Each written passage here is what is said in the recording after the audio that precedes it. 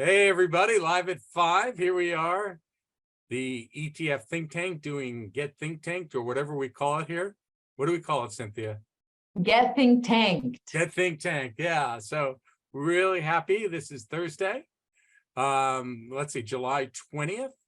And we're looking forward to a great discussion with Jamie Hopkins. And by the way, my name is Dan Weiskopf, otherwise known as the ETF Professor, lead ETF strategist for the ETF Think Tank, and also co-portfolio manager of the blockchain ETF, BLOK, and member of the investment committee at Tidal Financial Group. So with that, I'm going to let people in and hand it off to David. David, you're up, man. Thank you very much. David Chikansky here, fellow portfolio manager in the Tidal Financial Group, focusing on the SoFi Be Your Own Boss, BYOB Gig Economy ETF, as well as the Amplify Inflation Fighting ETF IWIN. Today is the almost minus 10% Tesla day. And with that, I will pass it on to Cynthia Murphy. Hey, everybody. Cynthia Murphy, head of research for the ETF Think Tank. As always, excited to be here. Thanks for joining us. We have a great guest today. I'll let him introduce himself. Jamie, tell us a little bit about you, what you do, and we'll take it from there. Yeah, well, thank you, everyone. And Cynthia, thank you, too, for passing over to me. I do a couple different things out there in the world. Probably the most important one's the personal side. I have 3 wonderful children that are all pretty young. So I'm trying to be a okay, if not better than okay dad. So that's step number 1. My day job is I'm managing partner at Carson. And so Carson's roughly $30 billion RIA, really kind of CFP planning first wealth management firm across the country. I held out our wealth division there, which has been a lot of fun. I'm also president of FinServe Foundation, which is a nonprofit that helps get college students into this industry and keep them there, which is a super big challenge out there. It's not an easy tread on that side. I host a podcast called Framework also, and the last thing, I'm on the board of Income Labs, which is a fintech that's out there. We're about 3 years in. So that's those are most of the things I do, Cynthia. So I'm going to start off with the first question. Maybe this is a little bit random, but I'm the guy who always talks about how structure matters. So you mentioned framework, by the way. I like that because that sounds like structure matters to me. Mm-hmm. We're going to be talking about retirement. Do you have a preference on what structure matters the most to, we'll say, just to put some context, somebody who's making $500,000 a year and who's 40 years old? Yeah, so about their planning for the future. Yeah, I mean, I think one of the things, I have a process that I follow that I've kind of put in place. So structure-wise, probably about a decade ago, I built out what I kept to a 10-step process. You could make it 7 if you want, on how I viewed, saving for retirement and income. And I actually view that all as one process. I think it's been very bifurcated in our industry, that you think about saving and then you think about distribution. The reality is that is one process. They are totally linked together, and you really shouldn't break them apart into 2. The second part is I talk about aspirations, Dan, and I start with that. And it's like, what do you aspire to be? You want to be a philanthropist, you want to be a great dad, whatever that is. And then I work back from that. A lot of people nowadays switch to goal-based planning, and I think that's actually one step too short. So like a goal is I save $1 million, but honestly, that's not the real outcome that somebody is shooting for. It's, see a bunch of people on here like Jim and Warren, the dollars probably still matter a little bit, but it's what are you doing with that actually matters. And so I try to start all of our retirement planning with that side. Draw out the life you want to live, the impact you want to have, your aspirations. Then we work back from that. We do set, goals, and then that helps filter in your savings, your diversification, your investment mix, all of that. Because I honestly think if you don't start with that end in mind, it's almost that retirement vision statement that the strategy to get there is kind of meaningless, right? Like I could create a great strategy, but it's going to get you somewhere you don't want to be. Is there something like universal about retirement? Like if sometimes I think about that, like the goals conversation, But at the end of the day, I would think everybody wants kind of the same things. Everybody wants financial security, they want health, they want to be happy, they want to be able to travel. I mean, is there like a really surprising range on what these goals look like, or is it actually pretty standard for most people? Look, I think most people fall in the 80-20 rule when it comes to this, that 80% of the world is thinking, I don't want to run out of money. I don't want to be a burden on somebody else. I want to live with financial freedom. And that's what a lot of Americans are looking for. Now, once you get into the details of what that looks like, Cynthia, I think it starts to modify a little bit. I'll tell still the most interesting retirement story or goal aspiration I've ever had is I was talking to a person that was in the Air Force, and they said, I want to retire in space. And at first I thought like Nebraska, out in cornfields and just have a lot of room around them. And no, he literally meant like his long-term goal was he thought that Elon Musk and the other inventors of the world will have enough space stuff or, set up, but he realized that that would be a super expensive retirement.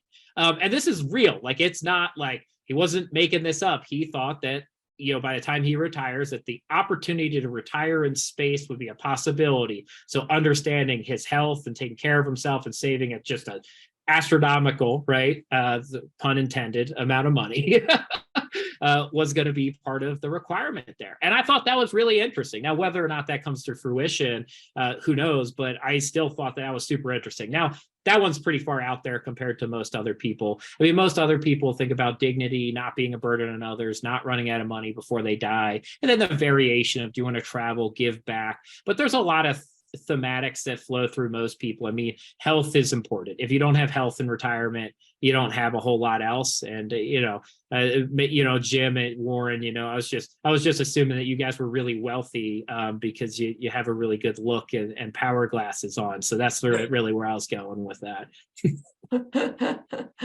So I'll ask one more question and I'll let Weiskopf take over. And real quick, we forgot to say our drinking word today is income, because we all want to have a lot of income in retirement. So it's a little bit wishful thinking, celebrating, all that good stuff. But so have you found that post-COVID, I mean, there was so much conversation as far as relates to markets, the death of the 60-40 and all of the reinvention of the 60-40, all that stuff. Have you found that goals and ambitions as far as comes to retirement planning have changed at all after COVID, or do they stay the same? Just curious. Yeah, that is probably one of the most interesting questions, and it changed a lot again. So like we serve about 45,000 families. So we do a lot of planning for a lot of families. I mean, we're not the largest by any means, but we do a lot. And I think really interesting what happened right after the pandemic into 2020, 2021, I'll say that communication became more frequent, less long, and actually more about stuff as it progressed, less about CARES Act, less about PPP loans, less about the market, and more about like kind of their life. It became like less technical for a while in there. I would say that started to, at least I don't have data on this, but just my own conversations with our clients is that's shifted back a little bit since kind of inflation and, I'd say last year market drop, and it became a little bit more technical again, because I think the worry about, my portfolio, my savings, my income became a little bit more pressed in their face, right? High inflation, versus the last decade. It changed the conversation again a little bit. I would say one thing that we found was the notion of, I'll just say meaning or purpose is a little bit more front and center. And I don't think that's gone away. I think that most people, I think there's a movement out there that people are looking for purpose. And I don't know that we had as many of those conversations a decade ago. I don't remember a lot of them.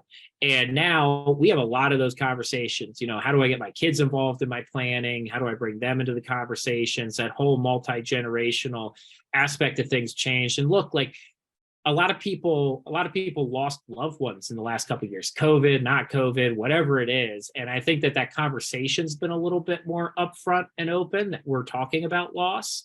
So I think that's really important. Yeah, I see Warren's comment, no such thing as retirement. Yeah, I trademarked a term like a decade ago called rewirement, which is, about this change in our life, and it's optional. It's not one thing for everybody. Some people keep working, right? There's a change of life. And that's really what I view it as.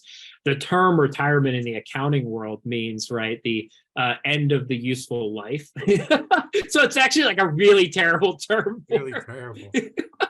Yeah, just terrible. When you think about it in those terms, you're like, retirement's a terrible term. And yeah, I think actually even that notion of, what are we going to call this different stage? Younger people are now looking at the world not really as retirement, but like, how am I going to work part-time, gig economy? All those things are changing our mindset of what this phase in life might be.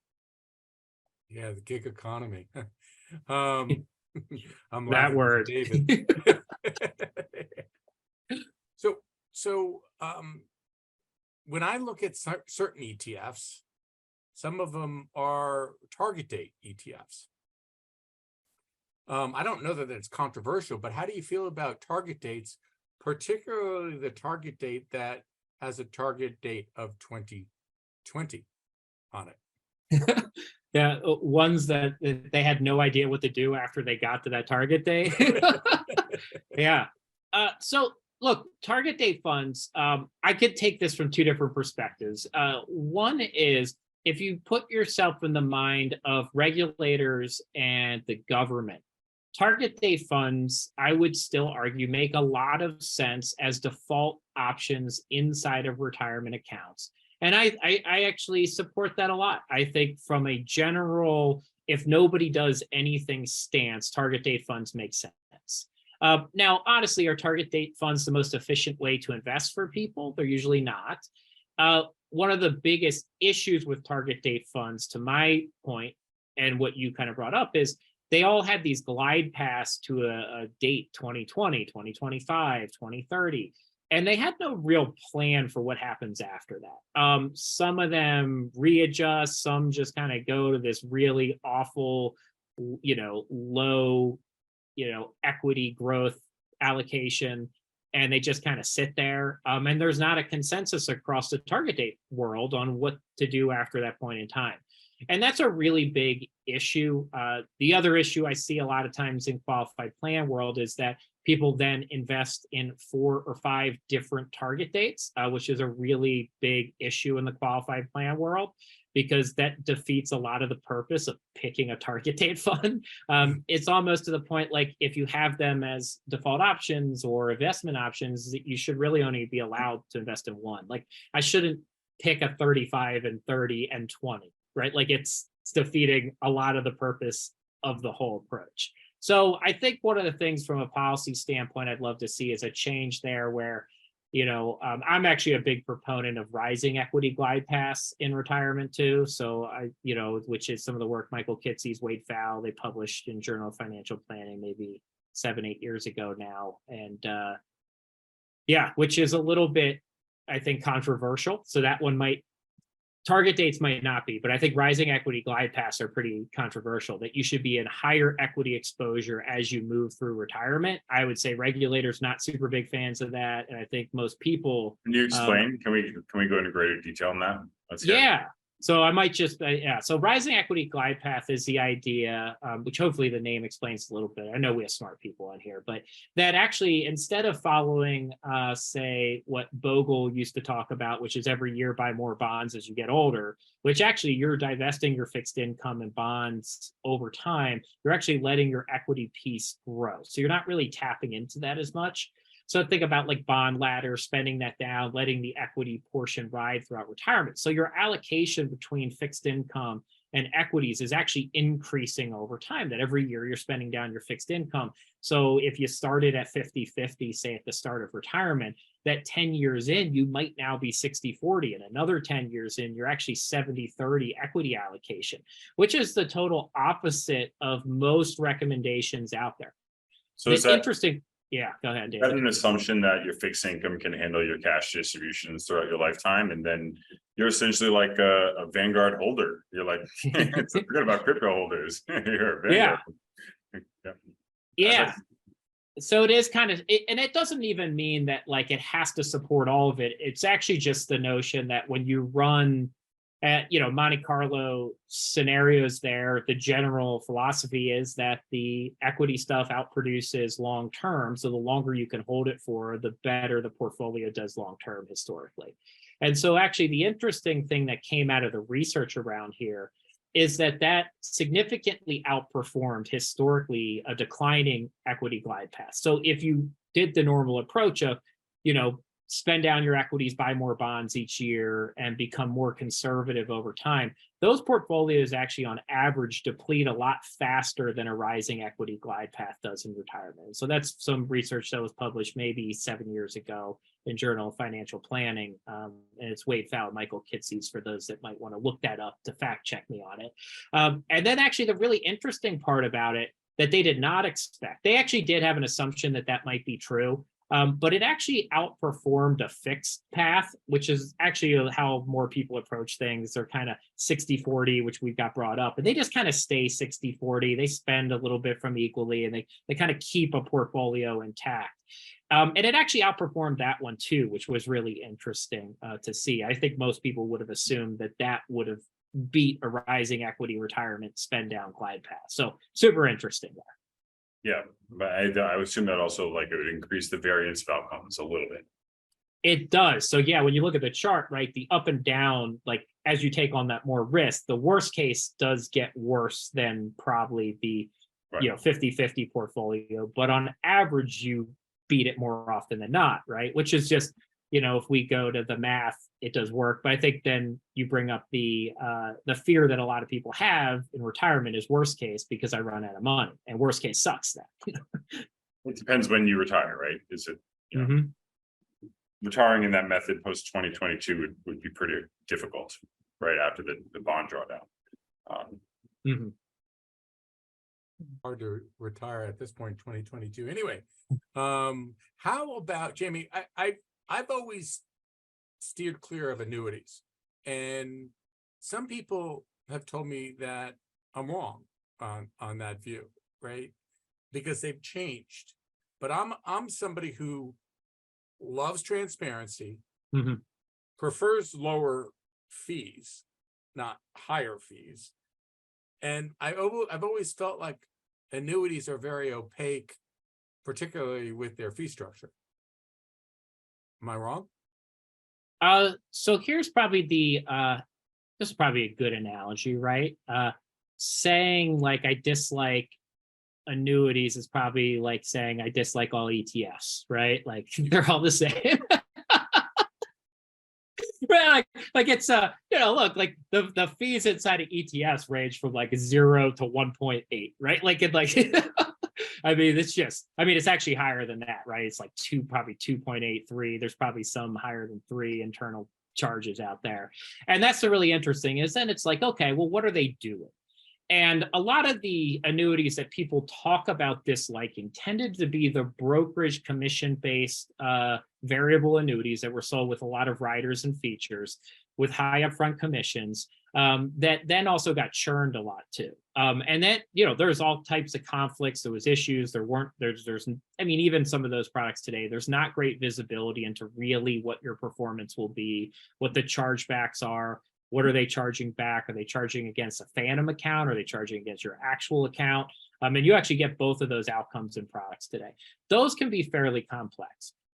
One good outcome of the Department of Labor rule that they tried to do about like having better income products was that a bunch of companies went out and created fee-based and advisory account, annuities. And that changed the landscape a lot. And those didn't exist. They didn't exist 10 years ago.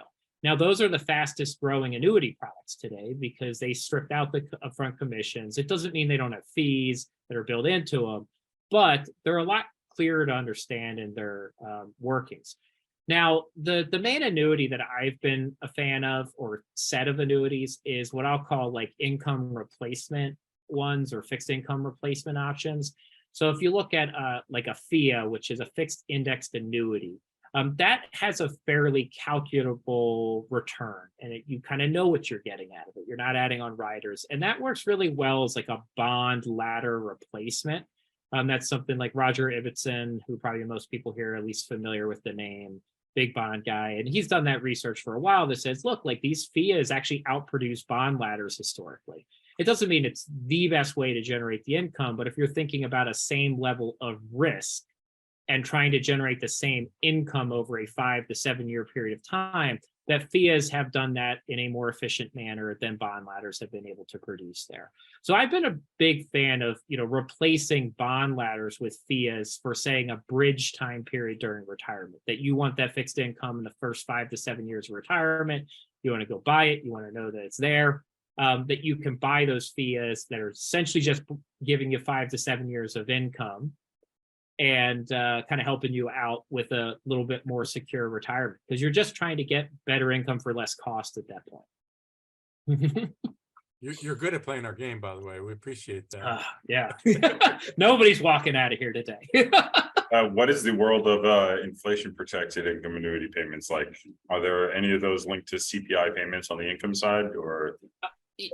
David, so the short answer is yes. They tend to be very expensive when you do that, though, right? So what you're putting in then is premium to buy them or give up in return tends to be pretty substantial. So a lot of the products do have different types of inflation protection. They're not all consistent. So your point, some will tie to an index or CPI, CPIW, different ones out there. There are some, I think, that I even tie to like CPIE, which was that experimental one, which tracks the spending of our senior population. A lot of people don't know that we do track that as an inflation number. I find that to be a super interesting number. I've written on that before. I think Social Security should move the inflation adjustment away from the CPIW over to that, because it doesn't make a lot of sense to track inflation for workers when you're adjusting retirement benefit payouts. But we have not done that. So we actually do that one instead of the elderly one. Elderly or seniors have had higher inflation probably the last 20 years due to mostly medical bills going up, which is mostly tied to prescription drugs more so than anything else. And so their number on inflation has been a bit higher. Interestingly enough, the last 2 years, seniors have experienced lower inflation than the general population. So they've actually benefited the last 2 years from that inflation adjusted number for Social Security.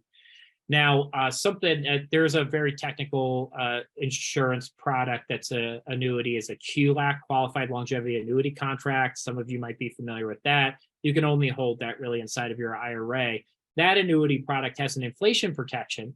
But interestingly enough, the inflation protection doesn't kick in until you turn the income on. So if you leave that deferred for 15, 20 years, there is no inflation protection until you actually annuitize it and the income starts coming out. So that's the complexity, David, when you ask, is there inflation protection? It's like, yeah, with a big asterisk that I have no idea unless I'm looking at the actual product and rider what that's going to be. It's like anything. Once it's priced in, it may no longer be worth it. Had you bought it in the fall of 2021, you probably would have hit like a grand slam. But yeah, that would have been that was a great time to buy it. Right? Today, really, really expensive to offset the next couple of years of what the insurance companies will be underwriting for inflation. What are your thoughts? What are your thoughts on Social Security? Is it going to be here?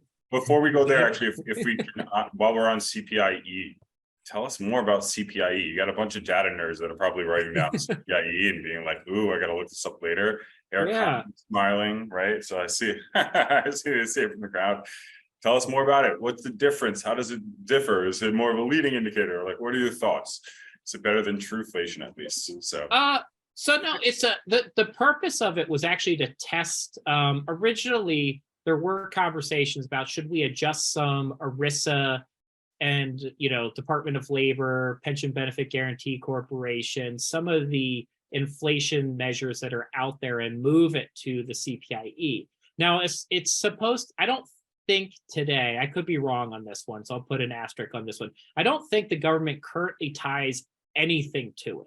but it is still a number that they put out. So you can go look up what it is for this month, and you can track that against the CPI-U or W that they also put out. So like the difference is it really is tracking a different mix of assets for what we believe our senior population spends on. So like they have a higher weight to say medical in there than they would for the consumer price index for workers. And so by doing that, you're kind of saying, hey, what do our seniors spend on? What is their true inflation versus what is the general population inflation? And then when you get into inflation, it gets really fun too, because you can go down, even though the government doesn't produce this, they do have the data. It is actually at the state level, and even like you could probably, I don't know if anyone tracks it all the way down to like county municipality level, but it's really interesting. Like we don't experience inflation equal by demographic, by city, by state in the country. So we talk about an inflation number that comes out as if that applied to everybody. Well, it's not true. Like some cities, you saw 17, 18% inflation last year.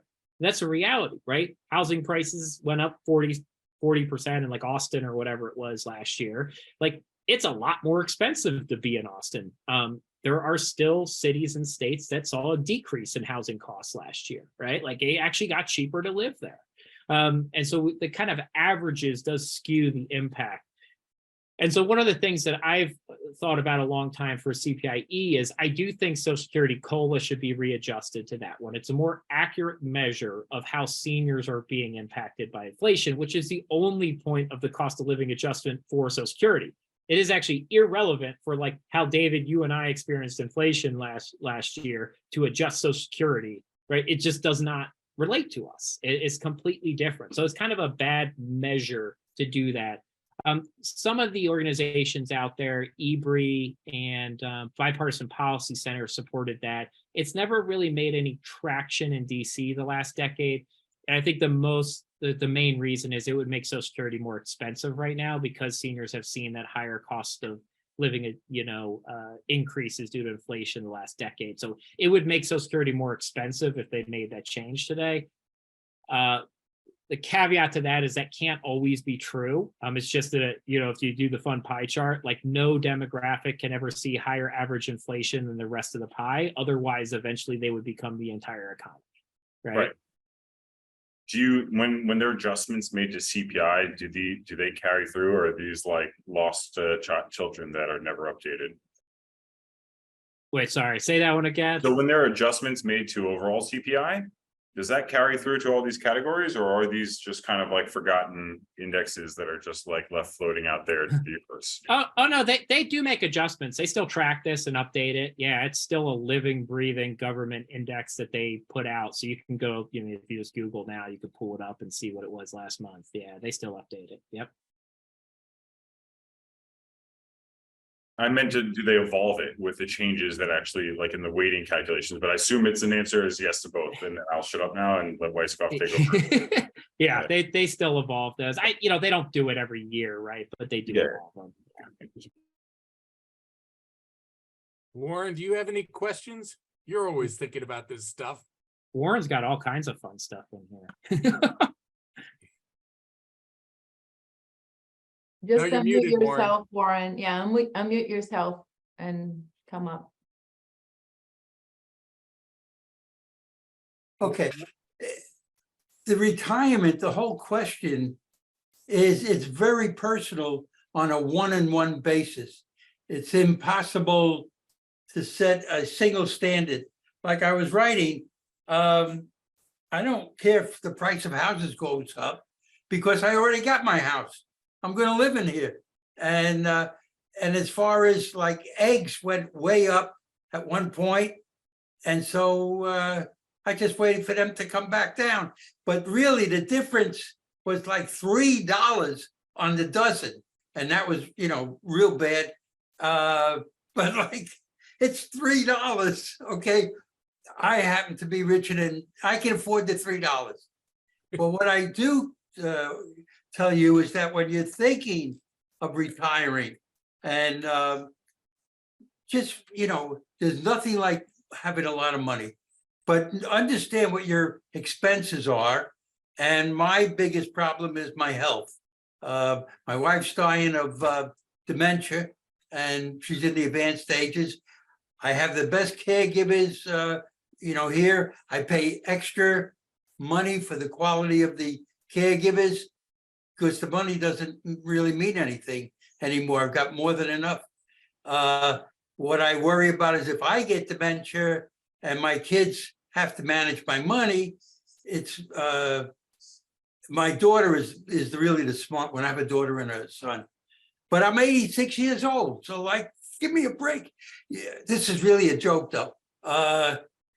In terms of inflation, I got to worry that the hookers want more money. Well, that was my joke, but anyway.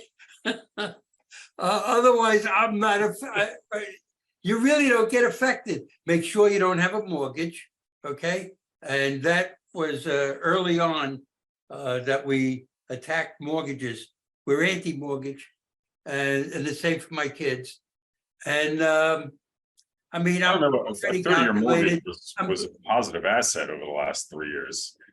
I don't know. I just don't like a mortgage because also in Florida, when you get a mortgage, I don't know about the rest of the country, you have to get insurance. There's a problem getting house insurance in Florida because of the hurricanes. A lot of the companies, the insurance companies, have gone out. I don't like being dictated to, okay? And that's really one of the nice things about making and having a lot of money. You don't get dictated to. And so you do what you want. And the only thing, like the restriction I have, is my health. I've been to Machu Picchu. I have a bad heart, so I can't do Machu Picchu again. The Himalayas we did. There's a lot of activities I can no longer do.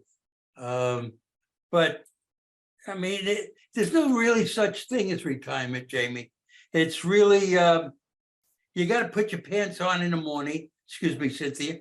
And you Does got Cynthia not wear pants either? I walk around with no pants all day long. Yeah, and speak for yourself, Warren. I do some of my best work without my. You work your way to retirement. You say, hey, I need $500,000 a year to live. And then once you get to a certain spot, a lot of other things become more important. Family is important to me. I don't lend them money. So, the way Warren, they do you have a react, question? like Mike, today's Mike, my do you have a wife's question? birthday. She's 85 years old. Well, I like younger women. And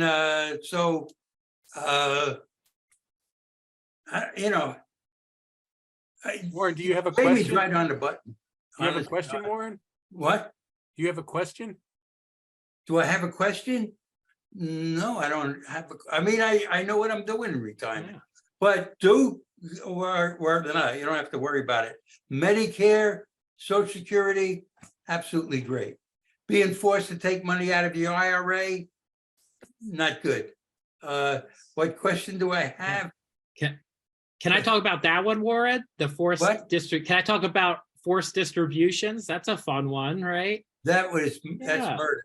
I mean, Yeah. it's not murder. I got to I pay know. taxes on the damn thing. And Yeah. every time I have to take it out. And what I do now is I bought treasury bills that will mature To pay the late in the taxes. year. Yeah. So the interest on the treasury bills is tax-free, and I'm guaranteed the money regardless of stock market conditions that I'm going to be able to withdraw the money to the IRA. It's real simple. You just got to do some planning, and you live your life. Don't worry about it. Just keep piling up a lot of dough. So, Well, Jamie, Warren, thank and you. people do have to be guided. Yeah. Yeah, I was gonna say, wish your wife a happy birthday from all of us here. And if Jamie, take on this point about the forced distribution, what does that mean? And how we get Yeah. around that. I'll Go hop ahead, into Jamie. that. And I see Eric asked a question, Jonathan made a good comment, Jim raised his hand. So we got like 4 things to run to. I'll hit Jonathan's really fast too. Yeah, insurance backing out of flood areas and high risk areas is actually a really big issue that'll be interesting to see how that plays out. Like I have a rental property in Delaware and it's super hard to find insurance there now too. And that's not even anywhere the risk that Florida is. And you just saw a couple big insurance companies pull out of Florida this last year too. I'll talk the forced distribution thing. Before we came on, we're actually, I think, what, David, were you the one that asked, or Dan? Somebody asked, how do I feel about Ross? Well, Warren's conversation here is the single thing that I always hammer on Ross, is the whole dynamic of whether Roth will give you more money or not in the future has so many assumptions that we can't predict, because it's going to be, what's your tax rate today? What's performance? What's your growth? What's tax rates in the future? And to be honest, all of those are guesses. If you went back to 2010, you asked everybody in this room, on this chat, online, will taxes be higher or lower in 10 years? I bet you everybody here would have said tax rates are going to be higher in 10 years than they are today, and I will guarantee it. And guess what happened? We flew through the next 10 years and tax rates somehow got lower, right? Like, you know, the David McKnight's been pounding the power of zero for 15 years. And for 15 years, he's been wrong. The taxes have gotten lower than they ever were 15 years ago. So great, we were wrong on that. Good news is that we all pay less in taxes, all right? So there was a good news bucket of this. But the ability to control when you spend your money is, to me, one of the more powerful things about a Roth, because, you know, to Warren, every time I deal with somebody who's in retirement, people hate being told when they have to take their money out and when they have to pay taxes. As Americans, as individuals, we like control of things. We don't like being forced into things. And so what I always used to do was say, well, and I'm sure Warren would answer this same way, as I said, if you could pay $1, just like you go to the government and say, I give you $1 and I never have to take RMDs again, would you do it? Of course you would. Everybody should do that, right? If you said it's $100, you do it. If you said $1,000, you do it. There's some dollar amount you wouldn't do it at anymore, right? But, you know, yeah, I would pay some amount of money never to have required minimum distributions and to leave the money in there. And so when you start thinking about Roth planning, that's the dollar amount that I would say you could convert assets over to, regardless of the, you know, wealth outcome, that you're just willing to pay for control. That is literally what you're doing. You're taking an amount of money and you're paying it early to have control over those assets later on. And that's been a big part. And then I think John just hit HSAs. I love HSAs more than I love Roths too. And I talk about that all the time. I have a tremendous struggle, though, to keep my wife and my family in the high deductible plan. So Jonathan, I battle this every year. This is a real thing. My wife hates the fact that these larger, you know, doctor bills show up each time because you're in the high deductible plan. So every year I have to like reconvince her that because of the HSA, the deductibility of that contribution and the long-term growth tax-free, that is better than having a normal kind of, you know, less expensive per doctor visit. And it's a challenge, like, because fundamentally she sees it as like, well, I get a bill that's higher than if I just had the other insurance, and she hates that. So there's like this really interesting thing, but I've been able to keep us in there for about a decade, and we have, like, you know, look, it's not to be on here and talk about money, but I have about $100,000 in HSA, which is like super cool at my age to think about in like 30 years what that's going to be worth as totally tax-free money, you know, for all types of medical. And the fun thing that most people don't talk about HSAs is it's not for your future medical. If you track your medical expenses today, there is no time limit on reimbursement from HSAs. So you could literally reimburse your medical expenses at age 30, if you had an HSA open, when you are 70 years old and take the money out tax-free. Like, that's wild, right? Like, there's nothing else like that in our system. But Jonathan, I saw you come off mute real quick. I don't know if you wanted to add something there. Oh, no, just a funny point for your wife. We do have clients, you know, 68, 70 that have been doing the HSA for as long as they could, and it's a significantly large amount of money. So, yeah, and the fact that you can tax it the same as your IRA distribution for non-medical after age 65 is huge. Yeah. Again, just even more flexibility, because most people aren't good at keeping track of medical records for 30 something. But so again, it's just another level of flexibility. We always have clients max the HSA out before anything else. And Jim, you got that hand Go up for it, man. You're muted. Unmute. I've unmuted, I believe.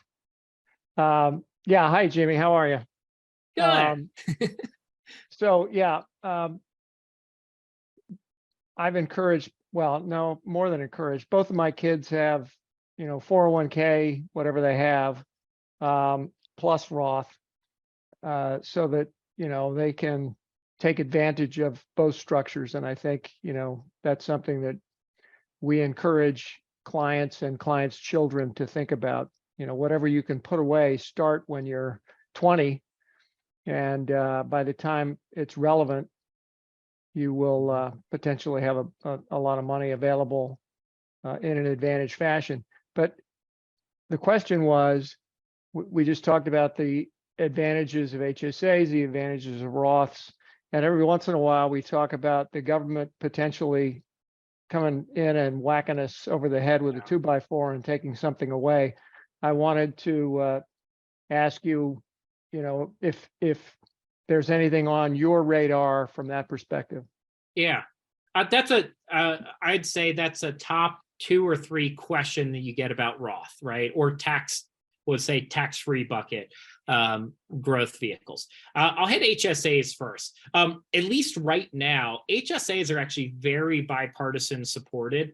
We don't have a whole slew of things that have a lot of bipartisan support today, but that's actually one that does, right? If now it's going back a little bit, but at the during the Trump administration, when there was a serious proposal to rehaul the Affordable Care Act, one of the things was actually boosting HSAs, right? Then interestingly enough, the Democrats have put a couple bills in to try to boost HSAs. So there's a lot of support for HSAs. I don't have a lot of fear around that one because that's actually shifting the dynamics of medical bills onto the individual.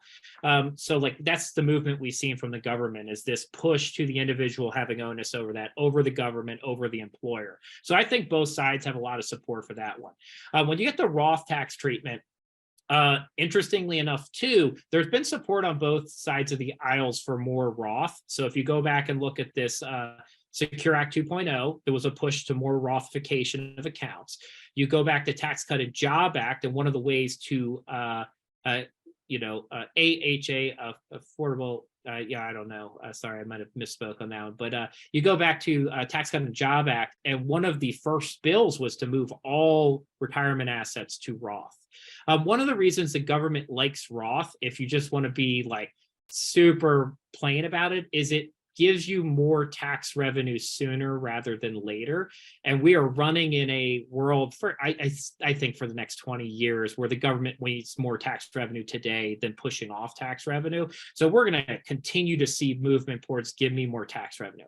Last part on this, before I let Dan come back in on his show, because I just took over and started asking people questions, just run it, is there really has never been a serious proposal to tax the growth of Roth accounts. What people have kind of misconstrued on that, there have been a lot of proposals now, Jim, that would force RMDs around Roth accounts. I believe in my life I will see RMDs applied to Roth accounts. I do not expect in my life to see taxes on the growth of Roth. I do expect to see RMDs, but not taxes on it. And there's never really been a push for that. That just gets back to the fundamentals around money. It's called currency because the government wants it in motion. It's why they're forcing Warren to take RMDs. And if everything starts moving to Roth, which is starting to occur, government's going to look around and say, oh no, it's not moving. The money is starting to be stagnant. It's starting to sit. And we need to force that money to move because the government does not want money sitting. They want it in motion. That is the point of currency. Move it around. So that's the benefit of forced distributions, even from a Roth. You either got to spend it or you got to invest it in something else that then becomes taxable. So we're coming off a period of time where, let's be honest, equity returns have been fabulous. The bond market, up until recently has been a steady Eddie, right? Almost idealistic conditions and inflation very low, right? Up until recently. What is your thought process or recommendation to people today on what their expectations should be on equity and fixed income on an inflation adjusted basis? And what is that assumption on inflation? Yeah, That's a great question. This is one of the ones where I'm not going to give you the best answer, Dan. I just told you I would have dodged this one a little bit, right? So what I will say is a little bit of, I try to lean into people that are smarter than me on this. We talked about before the show, Ryan Dietrich, who's on our investment team here at Carson. We've been, I'd say, very pro equities for the last year, and we were very anti-recession. And I think we were in like the base minimum minority of people that were saying that last summer and fall. And I would say we're still pretty high on that now. I think the first half of the year has been pretty impressive. I mean, what are we up 15% on the S&P or something year to date, give or take? Higher today. I don't know. Is it up again? Just skyrocketed up. But it's done well. I also listened. When I talked to Roger Ibbotson, who's I don't know if I'd say friend, but we talk from time to time. He's super anti the bond world for like the next decade. Like he doesn't think it's going to be good. And he was saying that 2 years ago, and then it just got crushed. And, I probably fall into that category. I don't see that as the steady Eddie for the next 10 years. I think it's going to be a really tough fixed income world for the next decade. I still think the reason that the equity market does well for a couple different reasons, especially what I'll say is the U.S. equity market. We actually have fairly strong companies right now in the U.S. It's not like it was back in 07, 08, leveraged and all of that. I mean, we have really high employment. We work really hard here, which is, I think, something that doesn't show up in a lot of the stats. But Americans actually work really long hours. We work harder than most of the world. And so one of the things, this is actually a conversation I had with former President Bush, was one of the reasons he's so pro-American is how hard we work and how resilient we have been. And that was like one of two things that really stood out to me when I got to meet him and talk to him about, just the future, is that he's like, look, Americans are super resilient and we outwork most of the world. Now, it's not every aspect of the world, right? But we work really hard, and that's helped us kind of rebound in ways some other countries haven't been able to rebound. And so I'm pretty pro our businesses here. I think we have a really strong legal system. For as much as you might dislike some of the stuff that shows up in the news, our legal system is fairly consistent as compared to the world. We have a very strong legal system, and that's helpful for businesses. I think that's a real differentiator in the world market still today. And China does not have that, like flat out. China does not have a legal system that provides consistent business outcomes, period. Right? They don't have it. Russia doesn't have it, right? Most of Europe actually has funkier rules because the court systems operate a lot different than ours. And that is a huge strength for the United States as we move forward. So it gives me a lot of pro our economy for the next decade. That, and also just like financial transparency forced on companies, right, to list here. Oh yeah. While we may not like the gap in like accounting versus like Wall Street reported and actual like gap counting, at least they're showing us both. Yeah. And actually, I think, David, I think I got this right. Like the companies that go public now have actually been around longer than historical ones too. So we've actually seen more mature companies enter into the public market than historical. So like, we actually have fairly strong companies when they enter into the investment space. Now, we don't have as many, right? So we've dropped down a lot, Find maturity. I would say free cash flow is maturity in a company, not age. And so I don't know if that's necessarily true, but yeah, debatable. Maybe not from some of the tech ones, right? Free cash flow might not be non-existent there, but age-wise, at least there's been that argument. So that's a good one to. They're like 30-year-olds living with their parents still, Yeah. Look, that's being efficient. Warren said no mortgages, and you're getting mad now that these 30-year-olds aren't taking on mortgages. That's just smart. That's just smart, David. Warren, are your kids in your basement? I'm actually a big fan of mortgages too, so Warren and I will probably disagree on that one. They were a phenomenal asset. A 30-year mortgage was such a yeah. valuable asset over the last 2 years, right? Like it's I lower. have a 2.5 rate on a property now. It's like, yeah, it's like the best thing I could possibly, like, give me more of that. How much can I take? So Jamie, I thought we could, a couple of things as we get ready, we start wrapping up is, one is, I think you were, if I saw it correctly, I was like going through your Twitter feed recently and you got nominated like to top 100 advisors by Investopedia. So congrats on that. Very cool.